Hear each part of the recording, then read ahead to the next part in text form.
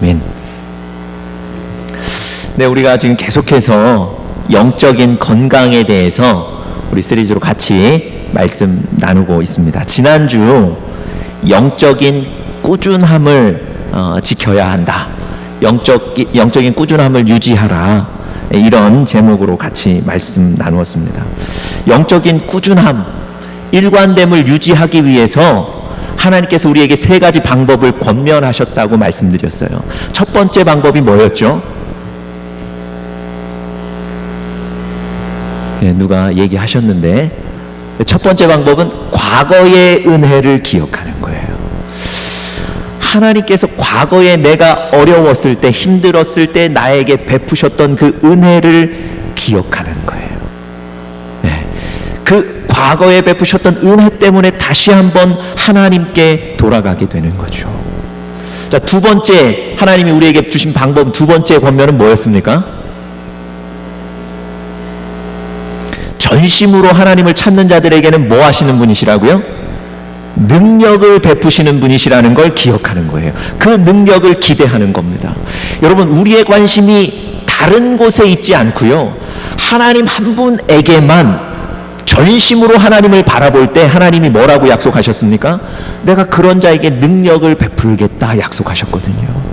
그래서 여러분, 하나님께 집중하는 사람, 흔들리지 않고 꾸준함을 유지하는 사람에게 베푸실 그 능력을 기대하시면 우리가 그 꾸준함을 유지할 수 있습니다. 마지막 세 번째가 뭐였죠? 네, 그 믿음을 떠난 사람, 하나님으로부터 멀리 된 사람에게 주실 그 징계를 두려워해야 된다는 거예요. 하나님이 우리에게 복도 주시지만 돌이키게 하기 위해서 때로는 징계하신다는 거, 그것을 두려워하면 하나님 앞에 영적인 꾸준함을 유지할 수 있다, 이렇게 말씀드렸습니다. 오늘은 영적인 건강 네 번째 시간으로요, 영혼을 지키는 지혜를 가지라, 이런 제목으로 여러분들과 함께 말씀 나누도록 하겠습니다. 열심히 기도하던 엄마와 딸이 있었습니다. 그야말로 믿음의 가정이었어요. 이제 이 딸이 좀 커서 그 대학 입시를 앞둔 수험생이 됐습니다. 큰 시험을 앞두고도 역시 기도하는 일들을 잊지 않았어요. 그리고 최선을 다해서 공부했습니다. 그런 가운데 시험도 치렀어요. 그런데요, 그 시험이 끝난 이후에 이 딸이 몇 주간 우울함에서 벗어나지를 못하는 거예요. 그 해에 본 시험이 좀 어렵기도 했고요. 그래서 내가 시험을 잘 못 치러서 내가 좋은 점수를 받을 수 없을 것 같다는 그 두려움, 그 생각 때문에 그 두려움에 사로잡혀서 끙끙 앓고 있는 거예요. 그런데 여러분, 그 옆에서 지켜보시는 어머니도 똑같습니다. 내 딸이 이 중요한 시험을 잘 못 치른 것 같아서, 내 딸이 저 시험에 좋은 점수를 받지 못한 것 같아서, 그래서 내 딸이 미래의 삶에 실패할 것 같다는 그 두려움에 어머니도 사로잡혀 있는 거예요. 그래서 여러분, 그 두 모녀가 그 두려움 때문에 끙끙 앓고 있는 거예요. 여러분, 그렇게 기도하던 그 두 모녀가 쉽게 영적으로 무너져 버리게 된다는 겁니다. 여러분, 분명히 기도하던 사람들이거든요. 여러분, 영적으로 게을러서 기도하지 않았던 게 아니에요. 그럼에도 불구하고 악한 영의 공격으로 영적으로 금세 무너져 버리게 된다는 겁니다. 여러분, 악한 영은요, 실제 일어나지도 않을 일을 일어날 것처럼 우리를 속여서 우리를 공격하고요, 떨어질 것이라고, 실패할 것이라고 우리를 속여서 우리를 넘어뜨리는 겁니다. 여러분 잘 아시는 말씀 우리 같이 한번 그 스크린에서 한번 보겠습니다. 우리 베드로전서 5장 8절 말씀인데요. 같이 한번 읽어볼까요? 시작. 근신하라 깨어라 너희 대적 마귀가 우는 사자같이 두루 다니며 삼킬 자를 찾나니. 여러분 악한 영은요 우는 사자와 같이 두루 다니며 삼킬 자를 찾는다고 얘기합니다. 여러분 배가 고파 우는 사자는 어떻습니까? 먹이를 찾는데 혈안이 돼 있어요. 그리고 찾으면 놓치지 않습니다. 악한 영이 여러분과 우리 가운데 우리를 속여서 넘어뜨리려고 우리 가운데 연약한 사람을 찾고 있다는 겁니다. 여러분 이 영적인 전쟁들이 얼마나 무서운지 몰라요. 여러분 이 영적인 전쟁들을 간과하셔서는 안 됩니다. 쉽게 생각하셔서는 안 돼요. 여러분 그 찰리 채플린이라는 그 희극 배우 아시죠? 이 찰리 채플린이 어느 작은 마을을 지나가게 됐답니다. 그 작은 마을을 지나가다가 찰리 채플린 흉내내기 대회가 있다는 사실을 봤대요. 자기 아닙니까? 이 사람이 호기심이 발동해서 자기의 그 희극 배우 모습으로 분장하고 그 찰리 채플린 대회에 나갔답니다. 그런데 여러분 웃지 못할 결과가 나왔어요. 이 찰리 채플린이 그 대회에 나가서 3등을 한 거예요. 1등도 아니고요 2등도 아니고 3등을 한 거예요. 여러분 이게 말이 되는 얘기입니까? 그런데 이런 일이 있어요. 여러분 진짜 같은 더 진짜 같은 가짜가 있다는 거예요. 가짜가 진짜를 밀어내는 거예요. 거짓이 진실을 삼켜버린다는 겁니다. 여러분 악한 영의 공격도 마찬가지예요. 여러분 우리에게 과거에 일어나지도 않았던 일이고 앞으로 일어나지도 않을 일인데 악한 영들은 우리에게 그런 일이 일어날 것이라고 거짓으로 속여서 우리 안에 있는 진실을 밀어내는 거예요. 우리가 그 두려움 때문에 우리 안에 있는 진실을 바라보지를 못하는 거예요. 하나님께서 여러분과 저를 지키고 있다는 것, 하나님께서 여러분과 저를 돕고 있으시다는 것, 그 진실을 두려움 때문에 보지 못하는 거예요. 마치 그 마을 주민들이 진짜 찰리 채플린을 알아보지 못했던 것처럼 우리도 하나님이 우리 안에 우리를 돕고 계시다는 그 진실을 보지를 못하는 거예요. 여러분 이렇게 악한 영의 공격은 생각보다 강합니다. 이런 상황 속에서 여러분과 저의 영혼을 지키는 것이 중요하다고요.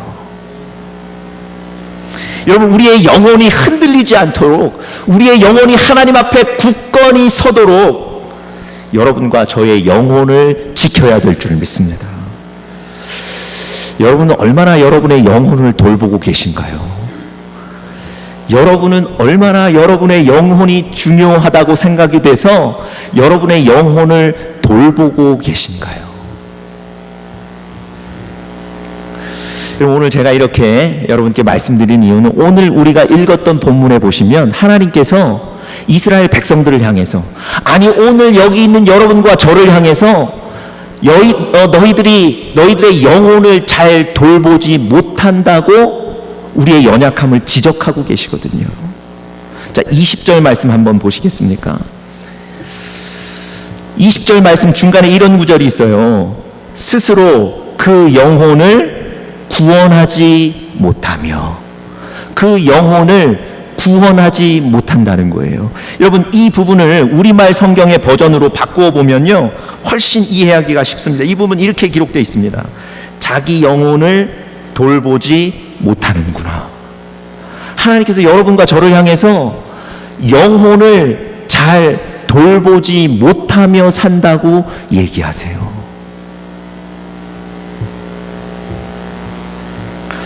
여러분 악한 영의 공격이 아주 집요하고요 거짓을 마치 진리인 것처럼 바꾸어서 우리에게 두려움을 주는 그런 악한 영의 공격이 있는 상황에서 여러분과 저의 영혼을 지키지 못하면 금방 무너질 뿐만 아니라 하나님의 복도 얻을 수 없습니다. 여러분, 잘 살아가던 인생도요, 쉽게 쓰러지게 된다는 겁니다. 깊은 수렁에 빠지게 돼요. 여러분, 예레미야 애가에 보시면 하나님께서 우리가 영적으로 우리의 영혼을 지키지 못하는 것에 대해서 큰 손실이라는 것을 경고해 주시는 구절이 있습니다. 우리 같이 한번 읽어볼까요? 다 같이 읽겠습니다. 시작.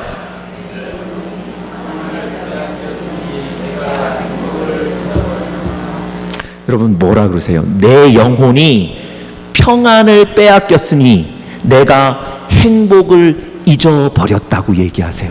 다시 말씀드리면 여러분과 저의 영혼을 건강하게 지키지 못하였을 때 하나님이 주시는 평안과 하나님이 주시는 위로와 하나님이 주시는 그 능력들을 얻을 수 없다는 거예요.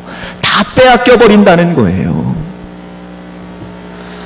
역으로 여러분과 제가 우리의 영혼을 지키고 있다면 어떻게 된다는 겁니까?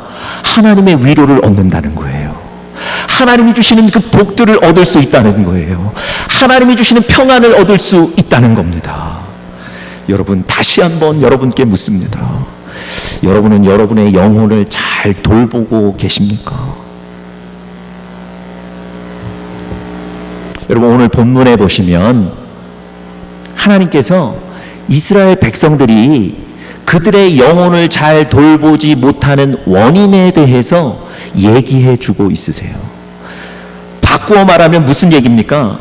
어떻게 하면 우리의 영혼을 잘 지킬 수 있는가에 대해서 우리에게 말씀해 주고 계십니다. 그 요인들을 세 가지로 좀 살펴보면서 오늘 여러분들과 저에게 은혜가 될 뿐만 아니라 삶의 적용이 되실 수 있기를 간절히 바랍니다. 자, 첫 번째로요, 여러분과 제가 우리의 영혼을 잘 지킬 수 있는 방법, 하나님이 권면해 주신 첫 번째 방법은 영적인 어두움에서 나와야 한다는 겁니다. 다시 한번요, 영적인 어두움에서 나와야 합니다. 우리의 영적인 눈과 우리의 영적인 마음이 가려져서 보지도 못하고 깨닫지도 못하는 거예요. 당장 그 어두움에서 나오셔야만 우리의 영혼을 지킬 수 있습니다. 제가 왜 그렇게 말씀드렸냐면요, 자, 우리가 읽었던 오늘 본문 18절 한번 보십시오. 우리가 읽었던 오늘 본문 18절 다 같이 한 목소리를 한번 더 읽어보겠습니다. 시작. 그들이 알지도 못하고 깨닫지도 못함은 그 눈이 가리워져서 보지 못하며 그 마음이 어두워져서 깨닫지 못함이라. 여러분, 지금 이스라엘 백성들은요, 영적인 어두움 가운데 있는 거예요. 그래서 하나님이 보여주시지만 눈으로 보고도 보지 못하고 마음으로도 깨닫지를 못하는 거예요. 여러분, 현재 일들이 잘 풀리지 않고 앞으로도 잘 풀리지 않을 것 같다는 그 두려움의 어두움 속에 들어가 있는 겁니다. 하나님을 믿고 기도해 왔는데 내 기도에 열매가 맺히지 않는다는, 그래서 나의 믿음이 헛것이었다는 후회와 실망의 어두움에 들어가 있는 거예요. 이 어려운 현실을 타개하기 위해서 내가 하나님 외에 다른 우상을 만들어서 그 우상을 섬기면 나의 상황이 나아질 것이라는 거짓의 어두움 속에 들어가 있는 거예요.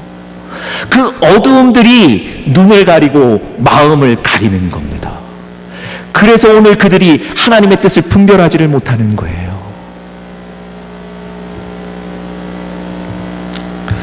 여러분, 여러분과 저는 어떻습니까? 혹시 여러분과 저도 이 영적인 어두움 때문에 우리의 눈이 가리워져 있지는 않습니까? 그 영적인 어두움 때문에 우리의 마음에도 하나님의 뜻을 깨달을 수 있는 그 마음의 여력이 없지 않습니까? 영적인 어두움에서 나오셔야 돼요. 여러분 오늘 본문에 보시면 구체적으로 이 이스라엘 백성들이 영적인 어두움 때문에 눈이 가리워지고 마음이 가리워져서 무엇을 보지 못하고 있을까요? 여러분 그들이 지금 보지 못하고 있는 것은요, 옆에서 그들을 돕고 계신 하나님을 보지 못하는 거예요. 여러분 이 이사야 전체 44장 본문을 잘 읽어보시면, 제가 수요일 저녁에도 설교했는데요, 이 이사야 44장을 잘 읽어보시면 하나님께서 이스라엘 백성들에게 두려워 말라, 겁내지 말라 계속 반복해서 얘기하십니다. 2절에도 그렇고요, 8절에도 그렇습니다. 그런데 사실 오늘 44장만 그런 게 아니고요, 그 바로 앞장에 있는 43장에도 보시면 두려워 말라, 두려워 말라, 겁내지 말라, 하나님이 이스라엘 백성들에게 계속 이런 얘기를 하세요. 왜 하나님이 겁내지 말고 두려워 말라고 계속 얘기하셨을까요? 여러분 이 당시에 이스라엘의 상황이 쉽지가 않았습니다. 그 당시에 강대국인 아수르가 이스라엘을 자주 공격하고 전쟁을 일으켜서 위협하던 때입니다. 이 아수르의 공격 때문에 사실은 이스라엘의 존폐가 걸려 있기도 했습니다.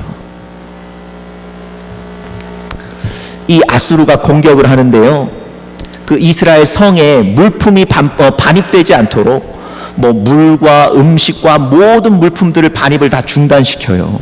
그래서 성 안에 있던 이스라엘 사람들이 죽음의 위기도 맛보게 됩니다.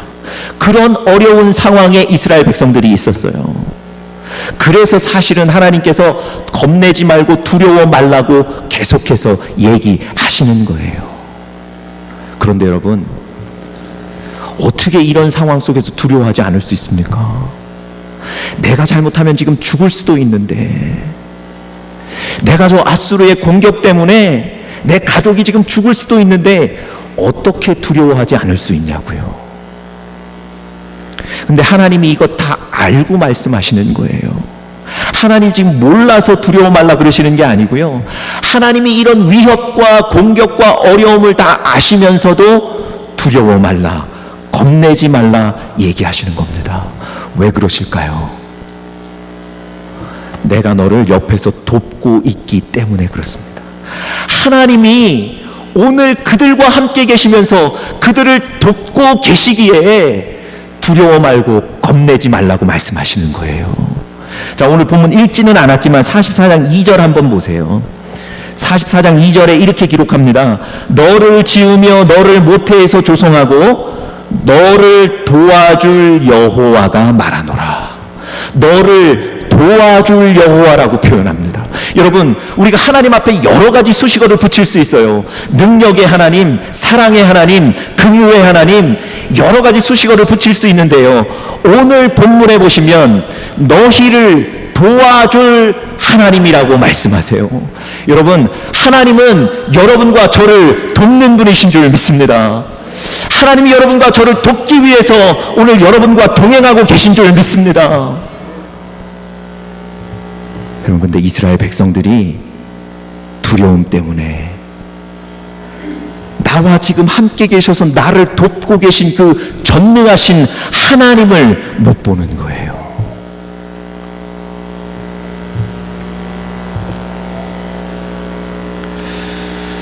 여러분, 두려움으로 인해서 영적인 어두움이 찾아오면 하나님을 못 보는 거예요.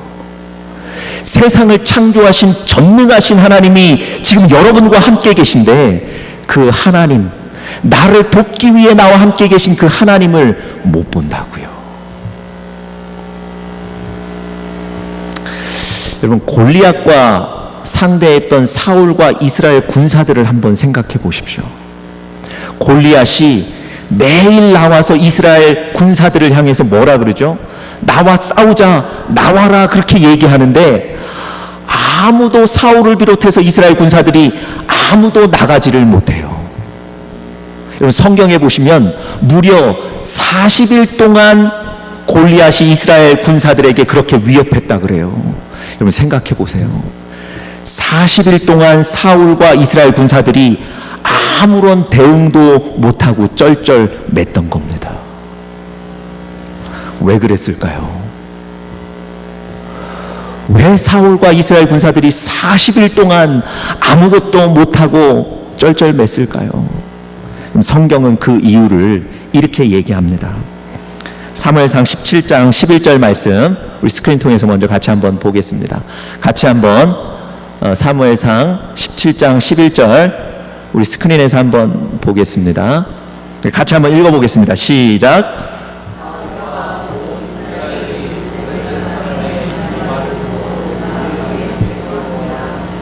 예, 그 밑에 24절도 같이 한번 읽어보겠습니다. 시작. 예, 바로 앞에 다시 한번 앞에 예, 시작. 예, 여러분 사울과 이스라엘의 훈련된 군사들이 두려워서 감히 그 앞에 나가지를 못하는 거예요. 여러분 두려움이라는 어둠 속에 있으면 하나님을 볼 수가 없는 거예요. 나를 지키고 나를 도우시는 하나님을 볼 수가 없는 거예요. 그런데 여러분 그 동일한 상황 속에 다윗은 골리앗 앞에 나가요. 여러분 훈련된 군사도 골리앗 앞에 나가지 못하는데 어린 소년 다윗이 어떻게 그 골리앗 앞에 나갈 수 있었을까요? 여러분 다윗은요 나를 돕고 계신 자신을 돕고 계신 하나님을 보았기 때문에 나가는 겁니다. 여러분 다윗이 골리앗 앞에 나갈 때 뭐라고 외치고 나가죠? 사시는 하나님의 이름으로 나는 너에게 나간다 그렇게 고백해요. 여러분 다윗은 지금 뭘 보고 있는 겁니까? 골리앗을 보는 게 아니라 살아계셔서 나를 돕고 계신 하나님을 보는 거예요. 여러분 이 다윗의 눈은 열려 있는 거예요. 하나님을 보았기 때문에 나갈 수 있는 거예요. 여러분 여러분과 제가 영적인 눈 어두움에 있으면 우리를 돕는 하나님을 못 봐서 우리의 영혼이 쓰러지게 되는 겁니다. 여러분 영적인 어두움에서 나오시는 여러분들 되시기를 간절히 바랍니다. 여러분 또 한 가지요. 영적인 어두움 때문에 못 보는 게 또 한 가지 있습니다. 옆에서 나를 돕고 계신 하나님을 못 보고요. 또 무엇을 못 보냐면 내가 지금 우상을 섬기면서 영적으로 하나님 앞에 범죄하고 있다는 내 자신의 악함을 못 봐요. 여러분 그렇지 않습니까? 여러분과 제가 영적으로 어두워 있으면요 내가 지금 하나님을 멀리 떠나 있다는 것을 깨닫지를 못해요. 제가 왜 그렇게 말씀드리냐면 오늘 우리가 본문 17절에 보시면 읽지는 않았지만 바로 본문 앞에 구절 보시면 이스라엘 백성들이 어렵게 되니까 우상을 나무를 깎아서 우상을 만들어요. 그리고 그 우상 앞에 절하고 그 우상을 섬깁니다. 그런데 문제는 나무를 깎아서 우상을 만들고도 자신들이 하나님 앞에 범죄하고 있다는 걸 깨닫지를 못해요. 여러분 하나님께서는요 십계명에서도 우상을 섬기지 말라고 나 외에 다른 신을 섬기지 말라고 말씀하실 정도로 우상을 섬기는 건 하나님 앞에 큰 죄고 큰 악입니다. 그런데 이스라엘 백성들이 그것을 아는 이스라엘 백성들이 우상을 섬기고 있어요. 우상을 깎아 만듭니다.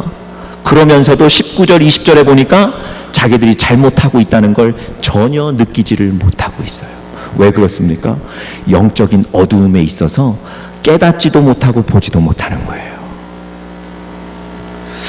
여러분 제가 이 얘기 드릴 때 목사님 우상 섬기고 이런 거는 우리하고는 그렇게 크게 관련이 없는 것 같습니다 이렇게 얘기하실 수 있는데요. 여러분 오늘날 사실은 그리스도인들이 이 부분도 주의하셔야 돼요.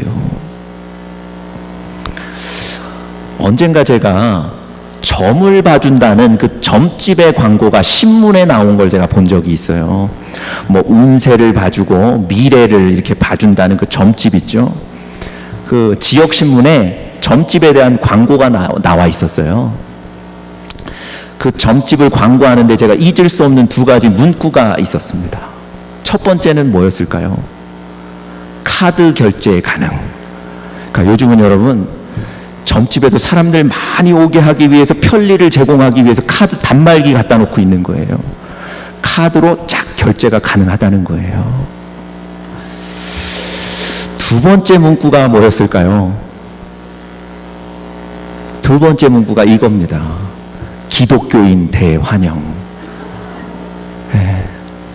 실제로 그 신문에서 제가 본 거예요. 기독교인 대환영 왜 써놨을까요? 많은 그리스도인들이 온다는 거예요. 아니, 많은 그리스도인들이 쉽게 온다는 거예요. 그래서 더 많은 사람들에게 부담 갖지 말고 오라고 얘기하는 겁니다.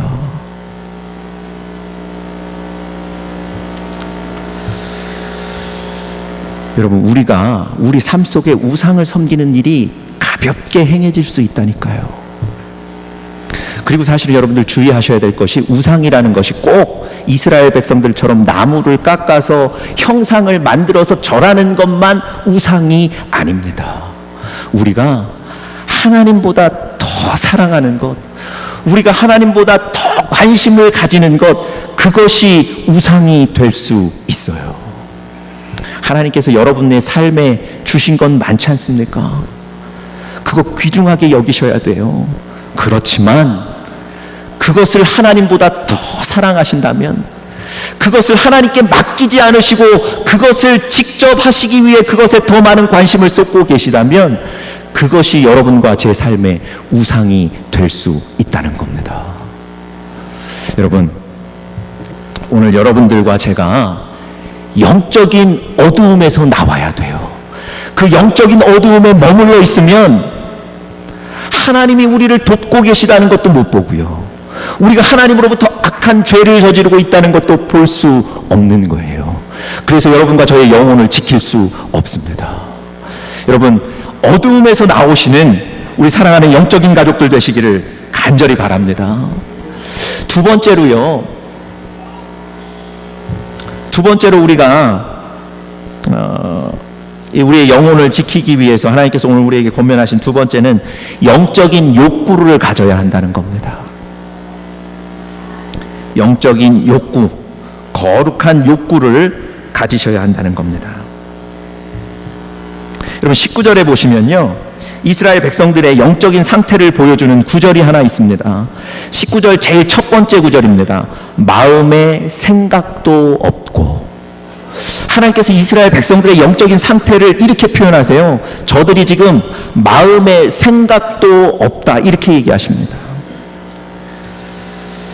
여러분, 지금 이스라엘 백성들은요, 우상을 깎아 만들어 섬기는 영적으로 완전히 무너진 상태에 있었는데, 그런 영적인 완전히 무너진 상태에 있었음에도 불구하고 그들 자신을 돌아볼 수 있는 영적인 욕구가 없다는 거예요. 그들이 우상을 섬기는 것이 왜 옳은지, 아니 이것을 왜 해야 하는지, 아니 이것이 영적으로 어떤 의미가 있는지를 다시 돌아볼 수 있는 영적인 욕구가 조금도 없다는 거예요. 이것에 대해서 하나님이 뭐라고 말씀하시는지, 이것에 대해서 하나님이 우리에게 어떻게 얘기하시는지, 이런 것을 돌아보는 욕구를 전혀 가지고 있지 못하다는 거예요. 마음에 생각도 없고 라고 얘기하시는 거예요. 여러분, 여러분과 저에게 하나님을 찾는 이 거룩한 욕구가 날마다 생겨날 수 있기를 간절히 바랍니다. 네.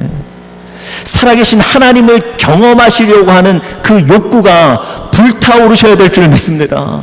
하나님의 도우심을 경험하셔야 되겠다는 이 영적인 욕구가 여러분과 저의 마음에 생겨날 수 있기를 간절히 바랍니다. 그래야 우리 영혼을 지키실 수 있는 거예요. 여러분, 이스라엘 백성들이 모세가 하나님 만나기 위해서 시내산에 올라간 사이에 이스라엘 백성들이 우상을 만들어서, 금송아지를 만들어서 그 앞에 절하고 춤추고 뛰어놉니다. 하나님께서 그 악함을 보시고 충격적인 선언을 하셨어요. 이 광야에서 이제 내가 더 이상 너희들과 함께 가지 않겠다. 너희들끼리 가라. 나는 가지 않겠다. 이런 충격적인 선언을 하셨어요. 여러분, 이 충격적인 선언을 듣고 모세가 어떻게 반응했는지 아세요? 모세가 그때 회막을 만듭니다. 여러분, 회막이라는 건요, 임시 성전이에요. 그래서 그 회막에 가서 기도하고 예배 드리는 거예요. 그 회막에 가서 회개하고 하나님의 도움을 구하는 거예요. 여러분, 이 모세가 그렇게 하나님 앞에 나갔을 때 하나님이 하나님의 뜻을 바꾸셨어요. 내가 다시 너희와 함께 가겠다. 그럼 모세가 이런 영적인 욕구들을 가지고 하나님 앞에 하나님의 도움을 구했을 때 하나님께서 하나님의 생각을 변개하시면서 그들을 도와주시겠다는 은혜를 베푸셨어요. 여러분, 이렇게 은혜를 다시 얻은 것으로 이 사건이 마무리가 돼야 될 텐데, 그 성경에 보시면 이 모세가 느닷없이 한 가지를 더 구해요. 뭐라고 얘기하냐면, 모세가 가로되 원컨대 주의 영광을 내가 보게 하소서, 이렇게 얘기합니다. 여러분, 여기서 주의 영광이라는 건 뭐냐면 하나님의 얼굴이에요. 여러분, 구약 성경에 보시면 하나님의 얼굴을 본 사람들은 어떻게 됩니까? 죽잖아요. 여러분, 모세가 왜 하나님의 은혜를 베풀어 주신 것으로 끝내면 되는데 왜 하나님의 얼굴을 내게 보여주십시오, 왜 그렇게 간구했을까요? 죽는다는 걸 몰랐을까요? 아니요, 모세도 누구보다 잘 알고 있죠. 그런데도 불구하고 모세가 주의 영광, 하나님의 얼굴을 내게 보여주십시오 간구한, 요구한 이유는 뭐냐면 하나님이 다시 우리 이스라엘 백성들을 돕고 지키시겠다는 그 약속에 대한 확실한 증거를 보여주십시오. 이런, 여러분, 그 모세의 영적인 욕구의 표현이에요. 여러분, 하나님이 하나님의 모습을 보여주시면서도 모세를 살려주셨습니다. 여러분, 하나님은요, 영적인 욕구를 갖고 있는 사람들을 축복하시는 것 같습니다. 모세가 이런 영적인 욕구를 갖고 있었을 때 자신의 영혼도 살았을 뿐만 아니라 이스라엘의 영혼들도 살린 줄 믿습니다. 여러분, 한국의 한 정치 지도자 인터뷰를 한 기사를 제가 본 적이 있어요. 이 사람은 국회의원도 오래 하고 청와대에 근무하면서 한국의 5명의 대통령을 이렇게 잘 옆에서 지켜본 사람이랍니다. 앞으로 얼마 후에 있을 그 대통령 선거를 앞두고 이 앵커가 그 국회의원에게, 그 권력자에게 물었어요. 주로 어떤 사람이 대통령이 됩니까? 이렇게 물었어요. 그러니까 앞선 5명의 대통령의 공통점이 무엇냐, 어떤 사람이 대통령이 되더냐, 이걸 물은 거예요. 그럼 이 사람이 뭐라고 대답하냐면요, 이렇게 대답하더라고요. 권력 의지가 센 사람이 대통령이 됩니다. 그렇게 얘기합니다. 내가 대통령이 돼야 되겠다는 것, 내가 이 권력을 잡아서 나라를 강하게 만들어야 되겠다는 이 권력 의지가 강한 사람이 대통령이 됩니다. 이렇게 대답하더라고요. 여러분, 오늘 모세가 그런 사람이에요. 내가 하나님의 은혜를 얻어야 되겠습니다. 내가 하나님의 도움을 얻어야 되겠습니다. 이 영적인 욕구가 강했던 사람이 모세예요. 하나님은 그를 통해서 그의 영혼도 살리시고 이스라엘의 영혼도 살리신 줄 믿습니다. 그럼 마지막 3번째로요, 여러분과 저의 영혼을 돌보기 위해서 하나님께서 우리에게 주신 방법, 마지막 3번째는요, 하나님이 주시는 지혜를 가져야 한다는 겁니다. 하나님이 주신 지혜를 가져야 합니다. 여러분, 19절을 계속 읽다 보니까요, 이스라엘 백성들이 자기 영혼을 지키지 못하는 그 영혼의 상태를 표현한 그 어구가 또 하나 있습니다. 처음에 보시면 마음의 생각도 없고 지식도 없고 그 다음에 뭐도 없다 그러죠? 총명도 없으므로. 여러분, 이 총명이라는 게 지혜를 말하는 건데요, 이 지혜는 주로 분별력이라는 것을 얘기합니다. 여러분, 우리말 성경에 보시면 이 지혜를 총명을 분별력이라고 번역하고 있습니다. 여러분, 이스라엘 백성들이 지혜가 없었다는 것, 총명이 없었다는 건요, 분별력이 없었다는 거예요. 상황마다 하나님의 뜻이 무엇인지, 내가 어떻게 살아야 하나님을 기쁘게 하는 것인지 분별력이 없었다는 거예요. 여러분, 이렇게 하나님이 주신 지혜가 없었기 때문에 자기 자신의 지혜로 사는 거예요. 자기 자신의 기준을 삶의 기준으로 놓고 사는 겁니다. 그렇기 때문에 그들이 자신들의 영혼을 돌보지 못했다는 거예요. 여러분, 하나님이 주시는 지혜가 있어야 될 줄 믿습니다. 지혜로 사시면서 이 세상에 살 때 하나님의 뜻이 무엇인지를 분별하실 수 있어야 돼요. 여러분, 이 지혜라는 건요, 하나님이 주시는 말씀, 하나님의 뜻을 알게 하는 말씀과 성령의 감동이에요. 여러분, 말씀을 듣고 하나님의 뜻을 분별하셔야 됩니다. 성령의 감동으로 하나님의 뜻을 분별하실 수 있어야 돼요. 그렇다면 여러분과 제가 하나님의 지혜를 가진 사람입니다. 여러분, 에베소서 5장에 보시면요, 이 지혜에 대해서 아주 구체적으로 잘 설명하고 있습니다. 에베소 교회가 잘 성장하다가 영적인 혼란을 맞습니다.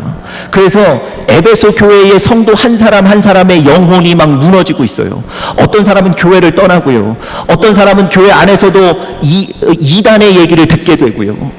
여러분, 이렇게 한 분 한 분의 영혼이 무너져가는 그때에 바울이 에베소 교회에 권면을 해요. 그들의 영혼을 지켜야 된다고 권면을 하는데 그 권면의 내용이 이렇습니다.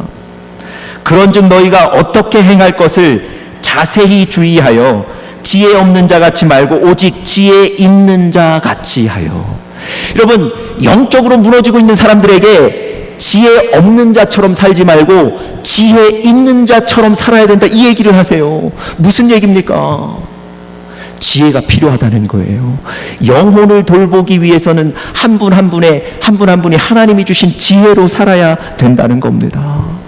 그런데 여러분, 지혜로 사는 게 뭘까요? 하나님이 지혜 없는 자 같이 하지 말고 지혜 있는 자 같이 살아라 하면서 바로 그 다다음 구절에 에베소서 5장 17절에 구체적으로 이렇게 설명하세요. 어리석은 자가 되지 말고 오직 주의 뜻이 무엇인지 이해하라. 여러분, 잘 보세요. 지혜를 가지고 사는 사람은 어떻게 사는 사람입니까? 오직 주의 뜻이 무엇인지 이해하는 사람. 다시 말씀드리면 하나님의 뜻이 무엇인지를 알고 사는 사람이 지혜로운 사람이에요.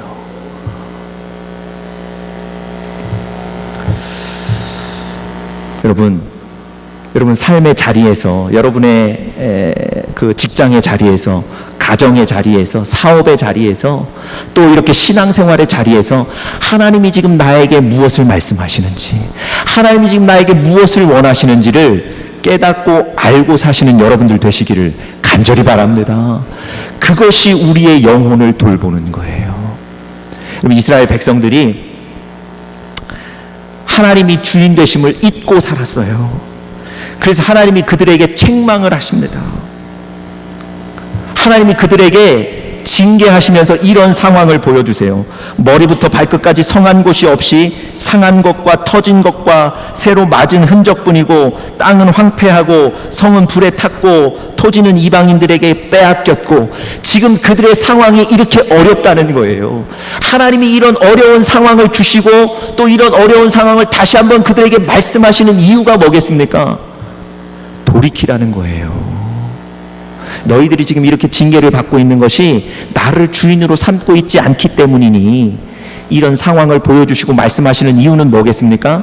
이런 상태를 통해서 하나님께 돌이켜라, 하나님이 이 뜻을 보여주시는 건데 그들이 돌이키지를 않아요. 아니, 그 하나님의 뜻을 분별하지를 못해요.